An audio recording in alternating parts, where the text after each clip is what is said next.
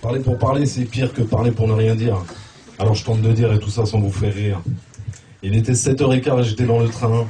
Je prenais mon bic pour vous parler de rien.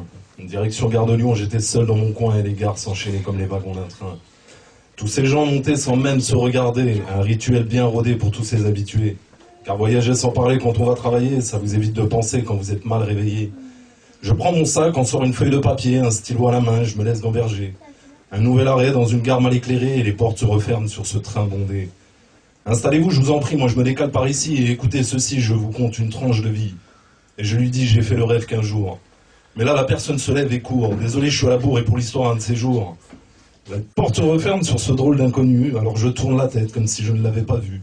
Aucun commentaire dans ce wagon perdu et les gens font semblant de n'avoir rien entendu.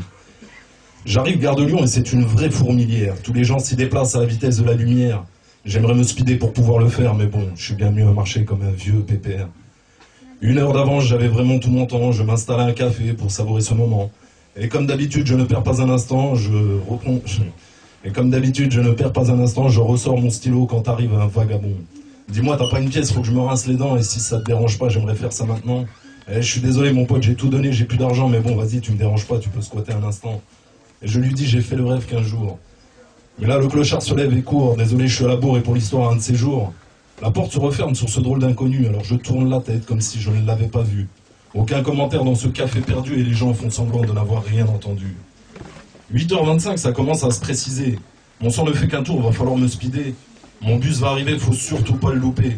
Alors je vais me poser sous l'abribus m'installer.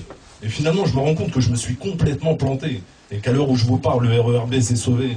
Je commence à comprendre qu'il va falloir gambader quand arrive une mamie qui aimerait me parler. Et elle me dit, j'ai fait le rêve qu'un jour. Mais là, je me lève et cours. Désolé, je suis à la bourre et pour l'histoire, un de ces jours. Et arrivé à ses portes, je me suis arrêté. Et bizarrement, j'avais honte de n'avoir pas écouté. J'y suis retourné, me suis installé. Elle s'est approchée, m'a bien regardé. Un conseil bien précieux, elle m'a prodigué. Il vaut mieux murmurer pour vous faire écouter. Ainsi, les gens prêtent l'oreille et évitent de parler. Puis elle se lève et tente de courir. Au bout de quelques mètres, elle se met à rire. Son visage me fait peur et me force à fuir. Franchement, parler pour parler, c'est pire que ne rien dire. Mais en fait, la morale de cette histoire, si vous voulez tout savoir, c'est que cette vieille dame comme moi, nous avions rêvé, tout simplement, qu'un jour on nous écouterait. Merci.